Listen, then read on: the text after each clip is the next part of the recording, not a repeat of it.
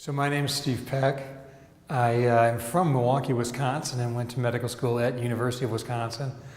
After training out east, I moved to Denver, Colorado in 1992, and then in 2006 settled in Fort Collins. And my wife and I, we've been married almost 3 years now, are extremely happy living in Fort Collins.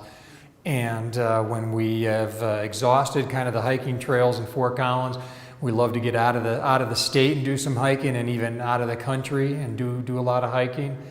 That reminds me of a time about, 3-4 years ago, when I was very lucky and able to combine my love of travel with my love of treating veins, and I went with a group of healthcare providers to Ecuador, and we set up a vein clinic just in a local medical or an Army Reserve building there. And I'm sure we treated 80 patients in the 1 week we were there, me and another vein physician from Florida, and it was just a great experience. So I went to medical school at University of Wisconsin, where I was also an undergrad, and then after having experienced the Midwest, I went out east and did a surgical internship of one thing, and then branched off into radiology, and then shortly after that, interventional radiology. And I felt that combined my skill set of surgical procedures also with my ability to perform diagnostic and therapeutic radiology.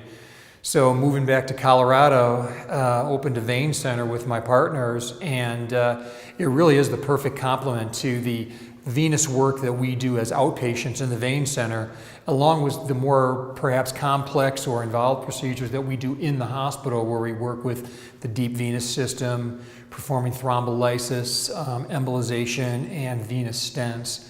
And I feel that both the hospital and the outpatient clinic give me sort of the total experience, which gives me excellent perspective when I see patients.